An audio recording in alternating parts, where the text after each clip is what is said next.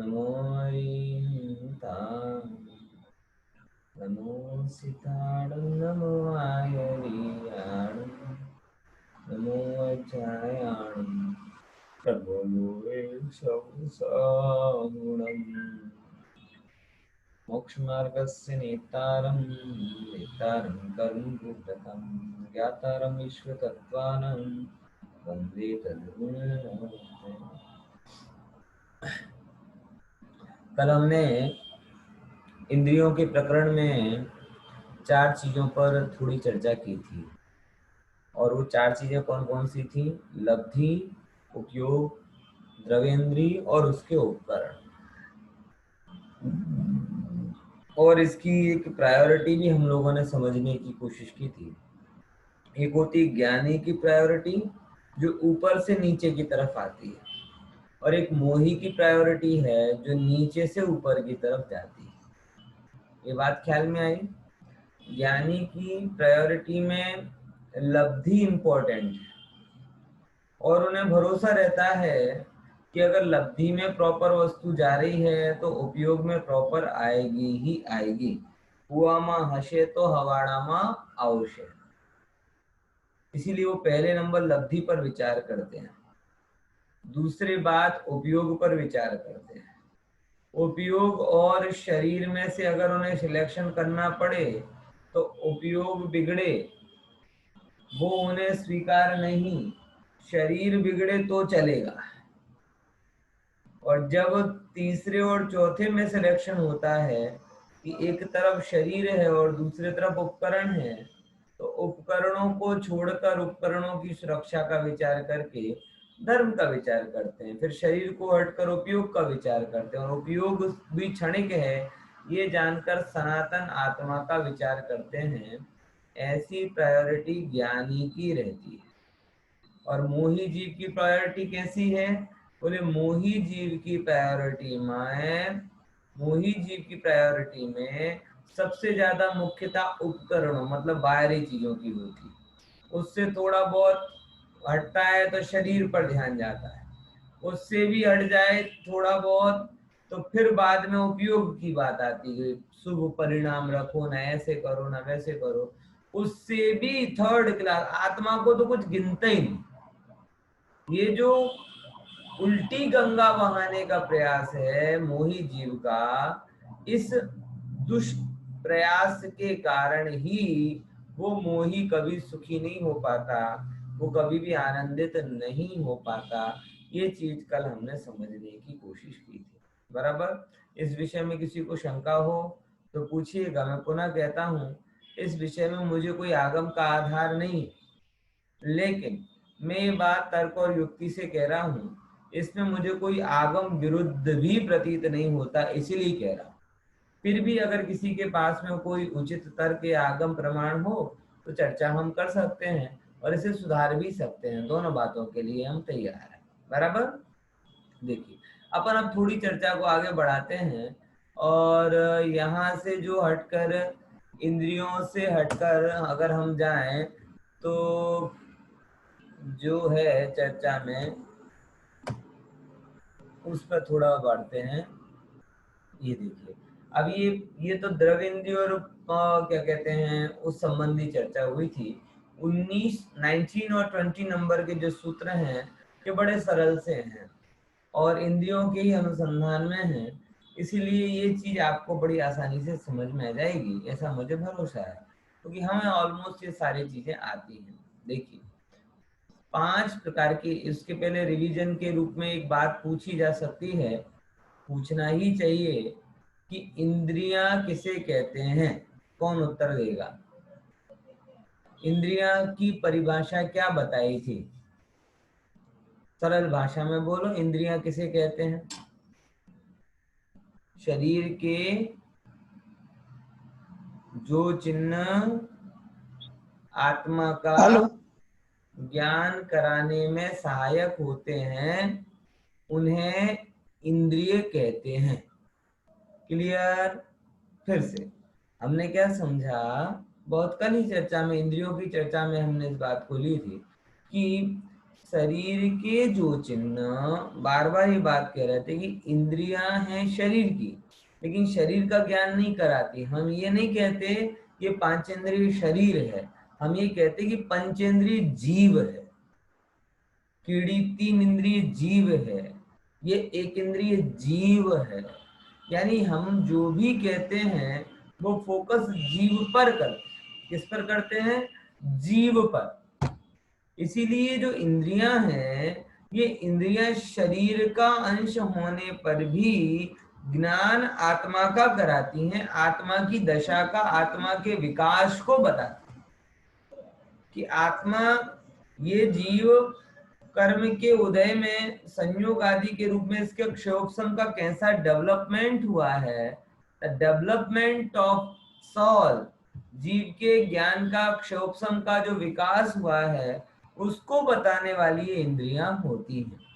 इसीलिए हमने इस बात को बताया था कि चिन्ह है शरीर के, लेकिन ज्ञान किसका कराते हैं? आत्मा का।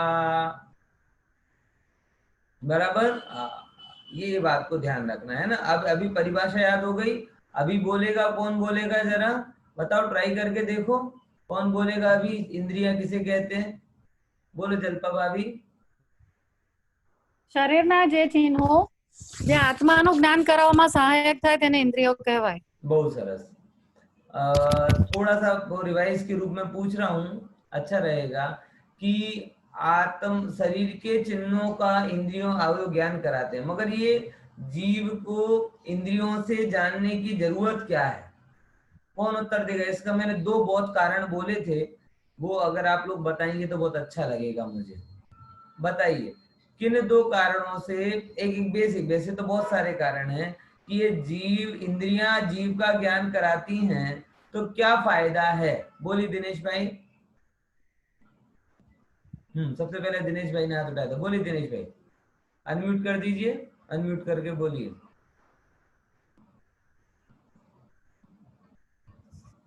बोलिए दिनेश भाई, सुन नहीं पा रहा हूं मैं आपको। हेलो। हाँ बोलिए बोलिए। हेलो।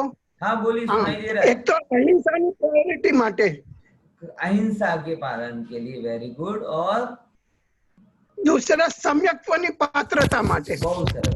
અત્યારે 2 કારણ, આમ ઘણા બધા કારણો છે, પણ મેં તાત્કાલિક રૂપે તમને 2 कारण કીધા था कि बाकी ज्ञान हो कि ना हो, लेकिन 2 चीजें जानना बहुत जरूरी है। एक से चरणानुयोग सिद्ध हो जाएगा और एक से द्रव्यानुयोग सिद्ध हो जाएगा। बराबर? चरणानुयोग की सिद्धि के लिए इंद्रियों का ज्ञान जरूरी इसलिए है क्योंकि कौन सा जीव त्रस है, तो त्रस है तो किसी भी रूप में घात करने लायक नहीं है, और स्थावर है तो मिनिमम, मतलब घात से तो बच नहीं सकते, तो मिनिमम घात हो ऐसा प्रयास करना। ये जो विकास या जो बाइफरकेट करते हैं, ये बाइफरकेशन भी इंद्रियों के माध्यम से होता है। बराबर? और दूसरे नंबर, किस जीव को उपदेश देना है, कौन सा उपदेश देना है, किसको रक्षा करना है और किसको उपदेश देना है, दोनों को समझना चाहिए। एक इंद्रिय आदि को प्रवचन नहीं सुनाए जाते, उनकी रक्षा की जाती है, और पंचेंद्रिय की मात्र रक्षा नहीं की जाती, उन्हें उपदेश भी दिया जाता है। बहुत सारे लोग पंचेंद्रिय होते हुए भी मात्र इतना ही विचार करते हैं कि भैया भूखे को रोटी दे दो, प्यासे को पानी दे दो, ये कर दो, वो कर दो। तो ऐसे लोगों को मैं कहता हूं, भैया क्या रोटी देने से उसका दुख दूर हो जाएगा? और खासकर ऐसे लोगों, जैन लोग जब ये कहते हैं तो मैं बार बार उनसे ये कहता हूं कि रोटी तो तुम्हारे घर में भी बहुत है, तुम सुखी हो क्या? पानी की तुम्हारे पास क्या कमी है, तुम सुखी हो क्या? यानी ये बात है, रोटी, कपड़ा, पानी, दवा, कॉपी, पेन, ये सब चीजें बाहरी रूप से सुख का साधन लग सकती हैं, लेकिन इनके होने पर भी हम सुखी नहीं हैं। ये यही बताता है कि खरेखर इनसे सुख नहीं आता। इसलिए इनसे जीवों को, ऐसे जीवों को सुरक्षा संरक्षा के साथ साथ तत्व का उपदेश भी दिया जाना चाहिए, जो आजकल के बहुत सारे दयालु जीवों को पसंद नहीं आता। वो कहते दयालु हैं और उनको प्रवचन की बात कर, अरे ऐसा क्या काम का प्रवचन, भूखे लोग हो रहे हैं, इतने प्यासे हैं, इतने बीमार हैं, इतने ये। भैया तुम्हें कुछ नहीं है लेकिन तुम्हें भी तो दुख दूर नहीं हो रहा ना। बात समझ में आ रही कि नहीं आ रही यार? तो ऐसे लोगों को समझना चाहिए कि मात्र रोटी कपड़ा मकान औषध आहार इन चीजों से दुख दूर नहीं होता। ये जो ज्ञान है कि एक की जो जीव ऐसा मान रहे हैं, वो संगनी पंचेंद्रिय को एक इंद्रिय आदि की भांति मान रहे हैं। वो ये मान रहे हैं कि जैसे असंगी पर्यंत मात्र उपदेश के बिना काम चलता है, ऐसे संगनियों को भी उपदेश के बिना काम चल जाएगा। ये गलत निर्णय है, उनको सुधारना चाहिए। असंगनी पंचेंद्रिय तक मात्र सुरक्षा की जाती है और संगनी पंचेंद्रियों की सुरक्षा के साथ साथ सदुपदेश भी दिया जाता है। इसीलिए सुरक्षा के उपाय के साथ साथ तत्व की बात भी कहनी चाहिए। तत्व की बात और सुरक्षा के उपायों में विरोध नहीं। ये लोगों ने इसे भारत पाकिस्तान जैसा कर दिया। बोले आप प्रवचन करते हो, जीवों की रक्षा का विचार नहीं करते। दूसरे कहते आप जीवों की रक्षा की बात करते हो, तत्व के उपदेश नहीं देते। भारत पाकिस्तान कर दिया। अरे वही ज्ञानी जीव को रक्षा बचाने का भी भाव होता है और उसी जीव को जीवोद्धार के रूप में तत्व की बात बताने का भी भाव होता है। बात समझ में आई कि नहीं आई? तो ऐसे करके इस चीज को समझना। अब अपन थोड़ी इंद्रियों के बारे में और आगे चलते हैं। देखो 5 इंद्रियां होती हैं, बड़ा सरल सा प्रकरण है, आपको पता होगा। सूत्र मेरे साथ सब दोहराएंगे। स्पर्शन रसना घ्राण चक्षु श्रोत्राणी, बोलिए स्पर्शन रसना घ्राण रसन घ्राण चक्षु श्रोत्राणी। हाँ, स्पर्शन रसना घ्राण चक्षु श्रोत्राणी, बोलिए स्पर्शन रसन घ्राण रसना घ्राण चक्षु श्रोत्राणी। हाँ, बहुत बढ़िया। 5 प्रकार की इंद्रियां होती हैं। 5 प्रकार की इंद्रियां होती हैं। कौन कौन सी तो बताई है यहाँ पर? स्पर्शन इंद्रिय, रसना इंद्रिय, घ्राण इंद्रिय, चक्षु इंद्रिय और कर्ण इंद्रिय। बराबर? क्या बोला फिर से? 5 प्रकार की इंद्रियां कौन कौन सी होती हैं? स्पर्शन, रसना, घ्राण, चक्षु और कर्ण। चक्षु और कर्ण। ये चीज को थोड़ा विचारते हैं, थोड़ा अपन और इसको आते हैं, समझते हैं। इसमें और आगे कितना लिया गया है? हाँ चलिए, इनको अपन थोड़ी चर्चा में ले लेंगे।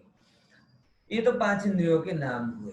अब आगे क्या कहते हैं? अब ये 5 इंद्रियों सब्जेक्ट किसे बनाती हैं, तो उसका भी एक 20 नंबर का सूत्र आया। कौन सा? स्पर्श रस गंध वर्ण शब्दास तदर्थाः। बोलिए स्पर्श रस गंध वर्ण शब्दाः तदर्थाः। बोलिए बोलिए जरा। हाँ, स्पर्श, स्पर्शन इंद्रिय का स्पर्श, रसना इंद्रिय का रस, घ्राण इंद्रिय की गंध, चक्षु इंद्रिय का वर्ण और कर्ण इंद्रिय के शब्द। ये 5 इंद्रियों के सब्जेक्ट, मतलब 5 इंद्रियां व्यवहार से जानने का साधन है और ये 5 उन इंद्रियों को, मतलब जो इंद्रियां हैं साधन, उन इंद्रियों को ग्रहण करने वाली चीजें कौन कौन सी हैं? किसको ग्रहण करती है इंद्रियां? बोले स्पर्शन इंद्रिय स्पर्श को ग्रहण करती है, तो हम कहते हैं स्पर्शन इंद्रिय का सब्जेक्ट क्या है? स्पर्श। रसना इंद्रिय किसको ग्रहण करती है? रस को, तो रसना इंद्रिय का सब्जेक्ट क्या है? रस। घ्राण इंद्रिय गंध को, तो गंध के क्या आते हैं? गंध है सब्जेक्ट उसका। चक्षु इंद्रिय वर्ण को और श्रोत मतलब कर्ण इंद्रिय शब्द को। ऐसे करके ये 5 इंद्रियों के 5 विषय होते हैं, 5 प्रकार के। अब उनके वेदों में जाएंगे तो बात अलग है, स्पर्शन के 8, रसना के 5 वगैरह वगैरह करके 28 वेद 27 वेद 27 वेद हो जाएंगे, वो अलग मैटर। एक मैं आपसे एक प्रश्न पूछना चाहता हूं आगे की चर्चा के पहले, जिससे थोड़ा आपका उपयोग और बना रहे। वो प्रश्न ये है कि ये जो 5 इंद्रियां हैं, इसका यही ऑर्डर क्यों है? दूसरे क्रम से क्यों नाम नहीं गिना है? उत्तर आना चाहिए, एक्सपेक्टेड है उत्तर। बोलिए। 5 की 5 इंद्रियां है ना, चक्षु कर्ण श्रोत स्पर्शन बोल देते हैं, रसनाकरण, हाँ बोलिए दिनेश भाई। एकेंद्रिय से 5 इंद्रिय तक जीवों का विकास है, वैसा ये क्रम है। बहुत बढ़िया। और किसी को कोई विचार?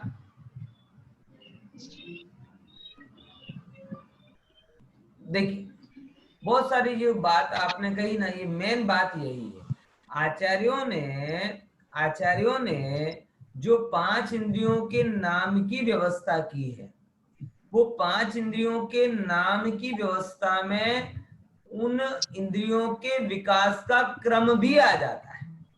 ऐसा मतलब ये समझना, जैसे अगर कोई की एक इंद्रिय होगी, तो इसका सीधा सीधा सा मतलब है कि उसके अंदर मात्र स्पर्शन इंद्रिय है, अन्य इंद्रिय नहीं। ख्याल में आया?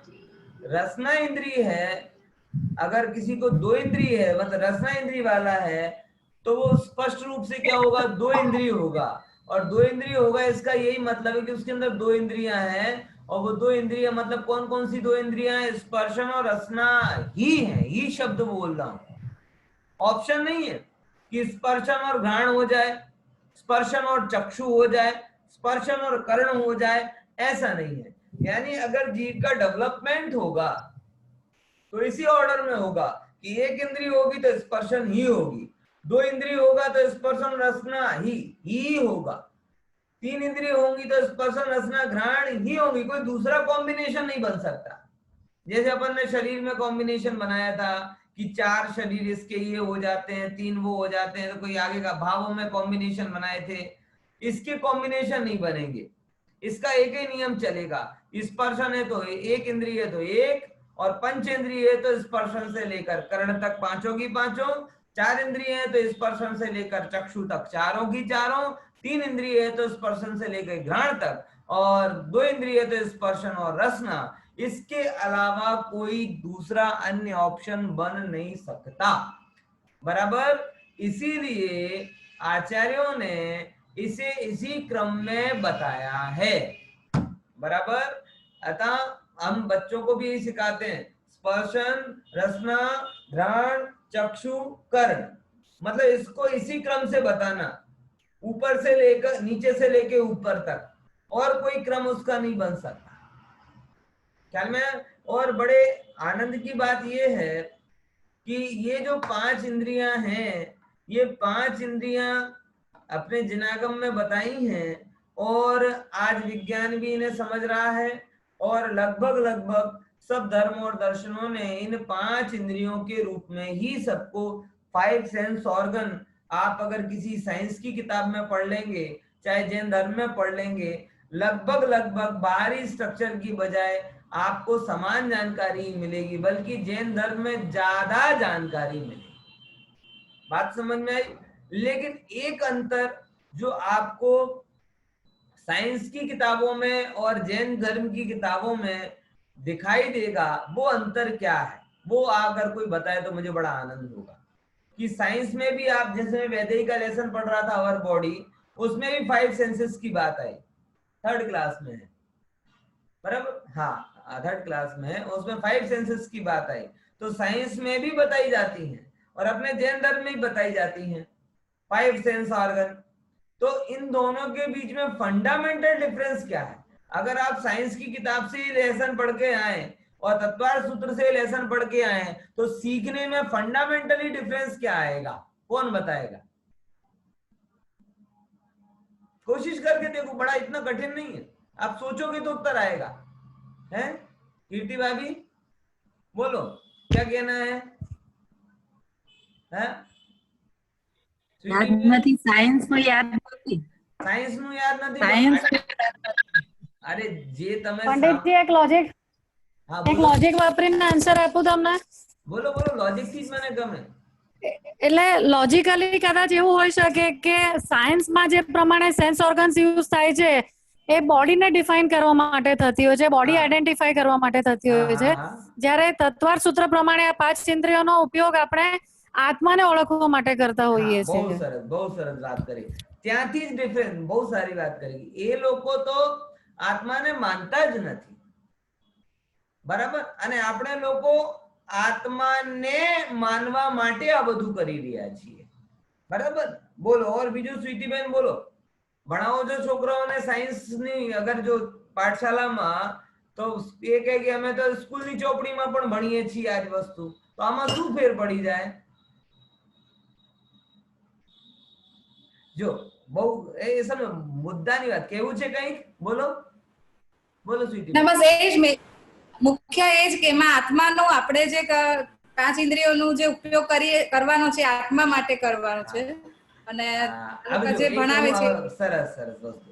એક સિમ્પલ વસ્તુ તમે શીખજો અને શીખવાડજો બધાને કે સાયન્સ જેને સેન્સ ઓર્ગન કહે છે, તત્વાર્થ ઓર્ગન ને સેન્સલેસ કહે છે. આટલું ફંડામેન્ટલ ક્લિયર થયો? ખબર પડી કે નહીં પડી? શું કે જો તમે સાયન્સની ચોપડીમાંથી જે એની છે ચોપડી હોય એન્વાયરમેન્ટની કે જે હોય EBS ની બુક આવે, એમાંથી જો તમે ભણશો તો એમાં ભણશો તમે શું કે these are 5 sense organ. આને જો તમે તત્વાર્થમાંથી ભણશો તો શું ભણશો કે these are organ are basically senseless because sense is a knowledge and the ultimate source of knowledge is soul. ખબર પડી कि એ બધું જે તમે ત્યાં વાંચશો સાંભળશો तो वो क्या कहेंगे 5 ज्ञान इंद्रियां हैं, और जैन धर्म तत्वार्थ सूत्र क्या सिखाएगा कि ये 5 की 5 इंद्रियां ये सेंसलेस हैं, मतलब ज्ञान रहित हैं, क्योंकि सेंस का मतलब होता है ज्ञान और ज्ञान का स्रोत आत्मा है, इंद्रियां या शरीर नहीं है। तो जो इंद्रियों को ज्ञान का सोर्स मानता है वो लगभग ऐसा है कि कोई व्यक्ति, मतलब ये समझ लो कि आपके घर सुबह सुबह जैसे दूध लेने निकलते हो तो आपके रोड के चौराहे पर वो दूध की थैली लेकर बैठा रहता है, तो मतलब वो दूध की थैली और क्रेट लेकर जो बैठा है उसे आपने अमूल की फैक्ट्री समझ लिया। ये तो बेवकूफी हो गई ना, कि अमूल का प्लांट तो कितना बड़ा होता है और ये जो बैठा हुआ है वो तो 4 टोकरी लेकर बैठा हुआ है, ट्रे लेकर, उसमें थैलियां हैं। तो आपने क्या भूल कर ली कि यही अमूल है और यही दूध बनाता है और यही दूध बांटता है। भाई साहब, बांटने का सोर्स और बनाने का सोर्स अलग अलग है। तो इंद्रियां जो हैं वो डिस्ट्रीब्यूशन में, क्लासिफिकेशन में, नॉलेज के देने लेने में काम करती हैं, नॉलेज को उत्पन्न नहीं करती, क्योंकि नॉलेज की उत्पत्ति का अंतिम और अत्यंतिक स्रोत तो आत्मा है। ये बात विज्ञान की बुक में आपको नहीं मिलेगी। तो यहां से जब भी आप कभी बच्चों के साथ चर्चा करो तो ये बात खास रखने वाली होती है कि विज्ञान की चौपड़ी में भी 5 इंद्रियों की बात आएगी, विज्ञान की पुस्तक में भी 5 इंद्रियों के विषयों की बात आएगी। तो आप विज्ञान की पुस्तक से ही अगर 5 इंद्रियों का पाठ पढ़ लोगे तो आपका ज्ञान अधूरा है, क्योंकि आप जिसे सेंस ऑर्गन कहते हो, basically these organs are senseless, each and every organ are senseless because sense is a form of knowledge and ultimate source of knowledge is soul. बात ख्याल में आ रही कि नहीं? ये सब इंद्रियां ज्ञान रहित हैं, क्योंकि ज्ञान तो आत्मा का है। ये तो ज्ञान अभी जैसे डायरेक्ट आप अमूल के प्लांट में से दूध नहीं ला सकते, तो क्या करते हैं कि घर के चौराहे पर जो खड़ा हुआ रहता है ट्रे लेकर, उससे आप दूध ले लेते हैं। दूध लेना बात अलग है, लेकिन दूध का वो प्लांट नहीं है। तो आत्मा वो नुक्कड़ की दुकान नहीं है, आत्मा तो ज्ञान का दरिया है जिसमें से निरंतर ज्ञान ज्ञान ज्ञान ज्ञान ज्ञान ज्ञान ज्ञान ज्ञान उत्पन्न होता रहता है। बात समझ में आ रही कि नहीं आ रही? तो ये चीज को थोड़ा मेरे हिसाब से आपको बहुत विचार करना चाहिए कि ये 5 की 5 इंद्रिय, बाकी तो बड़ा सरल है, कोई कठिन नहीं है। 2 चीजें, एक तो इसका इसी क्रम में क्यों दिया है तो उसका मैंने कारण बताया कि ऐसे ही क्रम से ज्ञान और जीव का विकास होता है, बराबर। और दूसरा कारण ये है कि विज्ञान के पढ़ाने में और धर्म के पढ़ाने में अंतर ये है कि विज्ञान इंद्रियों को से ज्ञान मानता है और जैन धर्म कहता है कि इंद्रियों में ज्ञान नहीं है। हाँ, छद्मस्त का ज्ञान इंद्रियों की सहायता से व्यक्त होता है। ये वैसा ही है जैसे अमूल के प्लांट से हम दूध लेते नहीं हैं, हम नुक्कड़ वाले से लेते हैं, बस वैसे इंद्रियों से हो रहा है। समझ में आया ना? देखो अब यहाँ पे भी उसके चिन्ह बताए हैं। 5 इंद्रियां बड़े सरल से हैं, बच्चों को भी समझ में आ जाए। स्पर्शन, रसना, घ्राण, चक्षु और कर्ण, ये 5 प्रकार की इंद्रियां हैं। अब देखो, अब इन इंद्रियों के विषय मतलब सब्जेक्ट ये क्या क्या है। हर इंद्रिय का अपना पर्टिकुलर सब्जेक्ट है, अपने पर्टिकुलर विषय है। विषय मतलब जो इंद्रियां जिस विषय को ग्रहण करती है उसे उस इंद्रियों का विषय कहा जाता है, बराबर ना? एक इंद्रिय दूसरे को ग्रहण नहीं करती, अपनी अपने विषय को ग्रहण करती है। देखो फॉर एग्जाम्पल स्पर्शन इंद्रिय, इसका विषय क्या है? 8 प्रकार का स्पर्श। 8 प्रकार का स्पर्श कौन सा है? ये आपने सुना होगा, कोई बताएगा? 8 प्रकार का स्पर्श कौन सा है? स्वेच्छा से गरम ठंडा। हाँ हाँ हाँ, बोलो बोलो, किसने बोला था? कीर्ति भाई बोल रहे थे, कौन बोल रहा था? आवाज नहीं सुनाई दी। हल्का भारी, हाँ बोलो। हल्का, हाँ, हल्का, हल्का भारी, ठंडा, गरम, गरम, हाँ, रूखा, चिकना, तीख, कड़ा, नरम, सूखा, हाँ, स्निग्ध, रुक्ष, यही है। रूखा, चिकना, स्निग्ध, रुक्ष है, बराबर बराबर। बड़ा सरल सा है। मैं एक बार फिर से बोल रहा हूँ, आप लोग सुन लीजिएगा। हल्का भारी, ठंडा, गरम, रूखा, चिकना, कड़ा, नरम। ठीक है, फिर से हल्का भारी, ठंडा, गरम, रूखा, चिकना, कड़ा, नरम। बाल बोध के बच्चों बोलो। 8 प्रकार के हल्का भारी, भारी, हल्का भारी, हल्का भारी, ठंडा, गरम, कड़ा गरम, रूखा, चिकना, ठंडा कड़ा, गरम। नरम। ओके, ये 8 चीजें हैं। अब जो स्पर्श के आ गए तो फिर रस के भी पूछ ही लेते हैं। रसना इंद्रिय के कितने विषय होते हैं? खट्टा मीठा।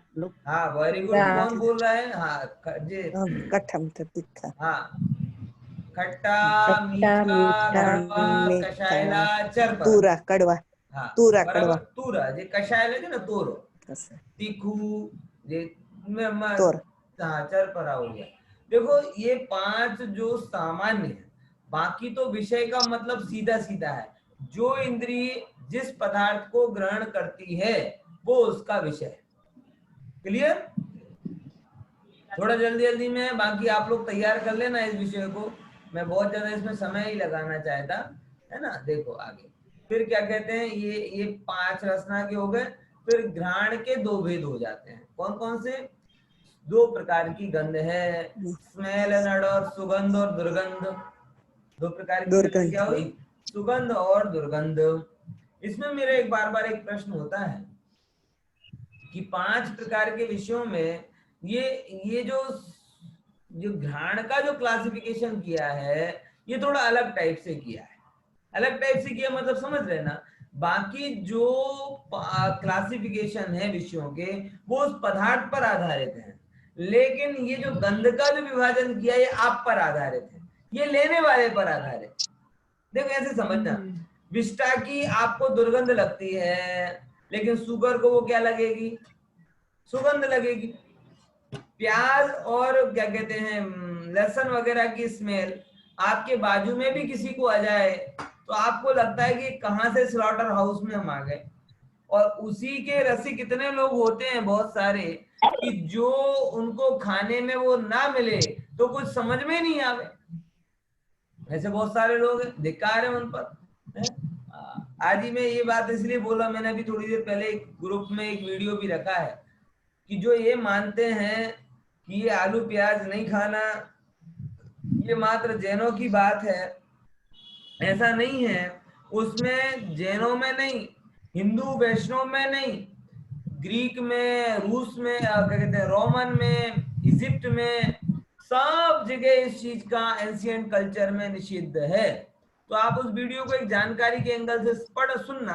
आप लोग खाते तो नहीं होंगे, मुझे पूरा भरोसा है, लेकिन फिर भी कहीं किसी से लॉजिकल चर्चा करनी हो तो आपको आज मंदिर के ग्रुप में ही रखा है, तो एक मुझे अच्छी जानकारी लगी, किसी वो इस्कॉन वाले ने बनाया, अच्छा है, कुछ अन्य जानकारी आपको जानने को मिलेगी, बराबर। तो ये तो मुद्दा बीच में आ गया। बात ये थी कि ये गंध के जो भेद है ये सु और दू क्यों हुए?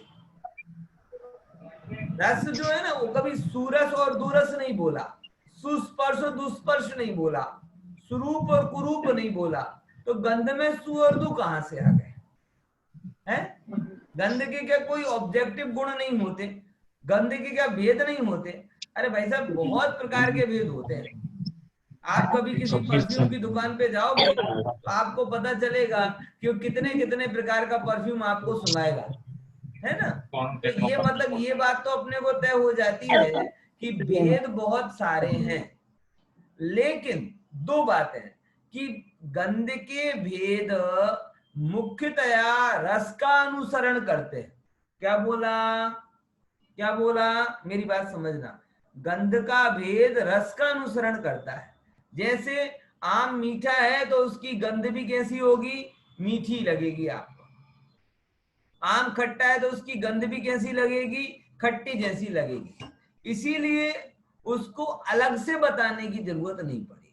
दूसरे नंबर, उसका नामकरण कुछ अलग नहीं होता, इसीलिए भी उसको अलग से नाम विषय नहीं दिया। तो फिर हमने दो भेद कर दिए, कौन कौन से? एक, कुछ गंध हमें अच्छी लगती हैं तो उसे बोल दिया सुगंध, और जो हमें अच्छी नहीं लगती हैं उसे हमने बोल दिया दुर्गंध। एक्चुअल में ये दो भेद सब में लग सकते हैं, सुस्पर्श दुस्पर्श, सुरस बेरस, सुरूप कुरूप, बराबर, सब में लग सकते हैं। लेकिन जो भी हम सु और दू शब्द जोड़ते हैं, ये इतना समझ लेना कि वस्तु का वर्णन नहीं है, ये हमारा टैग है उन वस्तुओं के ऊपर, क्योंकि वस्तु तो जो है सो है। ख्याल में आ रही कि नहीं आ रही भैया बात? वस्तु तो अलग अलग प्रकार की नहीं है, ओहो, वस्तु तो जैसी है वैसी है। तो ये जो सु और दू की अपेक्षा जो भी हम भेद करते हैं, ये हम हमारे टैग वस्तुओं पर लगाते हैं। खरेखर कोई भी पदार्थ सुरूप परिणमित नहीं होता और दुरूप परिणमित नहीं होता, वस्तु तो अपने रूप परिणमित होती है, और जो सम्यक ज्ञानी होते हैं उस परिणमनशील वस्तु को उसी रूप देखते हैं, अन्य रूप देखते नहीं है। इसीलिए गंध के जो भेद हैं वो गंध के भेद हमारे समझने के लिए हैं, ये गंध की बात नहीं है। गंध के तो सबकी अपनी अलग अलग प्रकार की गंध होती है, वो अलग अलग मैटर है, बराबर। समझ में आया कि नहीं है? अब देखो, रूप 5 प्रकार के कहे गए हैं, कौन कौन से हैं? 5 प्रकार के रूप कौन से होते हैं? देखो इसको ऐसे समझना, सफेद, काला, लाल, पीला और नीला। लीलो એટલે लीलोत्री वालों लीलो नहीं, ब्लू, ये 5 मूल कलर है। इसीलिए इन पांचों को ही विषय लिया गया है, ग्रीन को नहीं लिया गया, क्योंकि ग्रीन मिक्स कलर है। गुजराती जैन सिद्धांत प्रविष्का में एक बहुत बड़ी गड़बड़ हुई, वहां पे लिखा, हिंदी वाले में बरैया जी ने लिखा नीला, और गुजराती अनुवाद करने वाले ने उस नीला का रंग लीला कर दिया। तो नीला का अर्थ तो होता है ब्लू, और उसने नीले का अर्थ क्या कर दिया? ग्रीन, लीलो कर दी। तो लीलो એટલે ग्रीन થઈ ગયો, ग्रीन થઈ ગયો, तो ग्रीन को मूल कलर में ले लिया। ये गुजराती सिद्धांत प्रविष्का की गलती है, बराबर। तो ये कुछ भाषा की कमी के कारण जो कुछ हुआ सो हुआ। आप कभी अगर गुजराती सिद्धांत प्रविष्का पढ़ें, जैन सिद्धांत प्रविष्का, तो उसमें इस बात का ध्यान दें कि मूल कलर में ब्लू है, ग्रीन नहीं। लीला ने, नीला ने, मुको ने, बराबर, ब्लू है, ग्रीन नहीं है। और ये साइंटिफिक भी है, क्योंकि ब्लू मूल कलर में कहा जाता है, ग्रीन मिक्स कलर के रूप में होता है। अब पुनः ये जो 5 प्रकार के रूप हैं, क्या इतने ही होते हैं? लेश्यों में हमने देखा कि असंख्य, बाकी जो होते हैं इससे मिलकर जो अब इन सब की अगर एक परिभाषा करें ना, तो स्पर्शन इंद्रिय जिसको ग्रहण करती है वो स्पर्श, रसना इंद्रिय जिसको ग्रहण करता है वो रस, घ्राण इंद्रिय जिसको ग्रहण करता है वो गंध, चक्षु इंद्रिय जिसको ग्रहण करते हैं वो वर्ण, और कर्ण इंद्रिय मतलब 7 प्रकार के स्वर, सा रे गा मा पा धा नी, बराबर। ये जो 7 स्वर हैं, ये आप अगर कभी म्यूजिक उसमें देखते होंगे तो आपको उसकी राइटिंग दिखाई देगी। वो राइटिंग बड़ी अलग टाइप की होती है। ये क्या है कि आप जो भी बोल रहे हो वो एक्चुअल में 7 प्रकार की ध्वनियों में रिफ्लेक्ट हो सकता है, और उसको ही हम सरगम कहते हैं। अगर आप किसी की केसियो पियानो वगैरह सीखता है ना, तो उसकी बुक में आप देखेंगे कि नीचे गीत लिखा है, ऊपर उसकी धुन लिखी है। मतलब उस गीत को उन 7 धुनों के माध्यम से गाया जा सकता है, इसीलिए उसे 7 स्वर कहे जाते हैं। बराबर। तो ऐसे क्या है, 7 प्रकार के इंद्रियों के विषय होते हैं। इस संदर्भ में कोई प्रश्न है? देखो, बहुत सरस, बहुत बढ़िया। प्रश्न तो होने ही नहीं चाहिए। आगे की बात, आगे आगे है कोई प्रश्न इस संदर्भ में? देखो, आगे चर्चा करते हैं अपन, इस प्रकरण को पूरा करते हैं कि कहाँ गया। अब देखो, एक प्रश्न आता है कि स्पर्श रस गंध वर्ण तो पुद्गल के गुण हैं। क्या है ये? कोई कहेगी साहब आपने जो पुद्गल का लक्षण बताया था उसमें ये बोला था जो स्पर्श रस गंध वर्ण वाला वो पुद्गल होता है, 5वें अध्याय में बताएंगे, तो शब्द वाला क्यों नहीं लिया? तो उसका कारण है कि ये गुण वाले, ये तो पुद्गल के गुण हैं, और आवाज व शब्द क्या है? पुद्गल की पर्याय है। और दूसरे नंबर की बात, ये जो आवाज है ना, आवाज, ये सब पुद्गलों में नहीं पाई जाती, ये भाषा वर्गणा के पुद्गलों में ही पाई जाती है। इसीलिए उसको यहाँ पर अलग से विषयों के रूप में तो लिया, लेकिन लक्षण के रूप में नहीं लिया। ये पॉइंट ख्याल में आया? फिर से मैं कहता हूं कि कोई प्रश्न कर सकता है कि स्पर्श रस गंध वर्ण तो जीव के लक्षण कहे गए, तो आवाज ने क्या बिगाड़ा है? पुद्गल के लक्षण कहे गए, तो आवाज को क्यों लक्षण में नहीं लिया? तो आवाज वो पर्याय, किसकी पर्याय है? कि वो भाषा वर्गणा नाम के पुद्गल की पर्याय है, गुण नहीं है, वो सब में नहीं पाई जाती। इसीलिए चक्षु इंद्रिय, कर्ण इंद्रिय के विषय के रूप में उसे शामिल किया है, लेकिन पुद्गल के लक्षण के रूप में शामिल नहीं किया। एक और बहुत इंपॉर्टेंट चर्चा से जानना जरूरी है कि मन की गणना इंद्रियों में क्यों नहीं की गई। ये बहुत बढ़िया कि जो गजब है कि जो मेन बॉस है इंद्रियों को चलाने वाला वो है मन। अब मन को ही बाकात रखा है, उसको इंद्रियों में शामिल नहीं किया, तो ऐसा क्यों? उसे अनिंद्रिय क्यों कहा? उसका खुलासा यहाँ करते हैं कि मन अनिंद्रियों के समान नियत स्थानीय नहीं है। मन का कोई फिक्स स्थान नहीं। मन कहाँ है? बोले कुछ बोलते हैं ये दिल से सोचता है, ये दिमाग से सोचता है। ये दिल है और दिमाग में मन है क्या? है? बोलो, ये ऐसा सोचने मतलब कोई स्थान है क्या? सोचना है तो हम ऐसे बताते हैं कि ये सोच रहा है, सोच रहा है, लेकिन ये कोई यहां से थोड़ी सोचता है। अगर मैं ऐसा बैठा हूं तो भी सोच सकता हूं। मतलब मन का कोई फिक्स स्थान नहीं है, फिक्स आकार नहीं। इसीलिए मन को इंद्रियों में नहीं, क्योंकि हमने इंद्रियों की बात कही शरीर के चिन्ह। अभी मन का तो चिन्ह पकड़ में ही नहीं आता। एक रोबोट बना दिया जाए, रोबोट, बराबर, और उस रोबोट को आदमी के जैसा बना दें, तो एक मन वाला है और दूसरा मन रहित है, लेकिन उसके अंदर की संरचना में कोई अंतर दिखाई देगा क्या? आप आंख कान नाक को तो डिफरेंशिएट कर जाओगे, लेकिन मन है कि नहीं है कैसे पता कर पाओगे? समझ में आया? इसीलिए मन नियत स्थानीय नहीं है, तथा उस मन का निमित्त पाकर चक्षु आदि इंद्रियां विषयों में व्यापार करती मतलब मन की सहायता से इंद्रियां पदार्थों को जानने में कारण बनती हैं। इसीलिए मन की सहायता से इंद्रियां, मन खुद नहीं कर रहा, लेकिन मन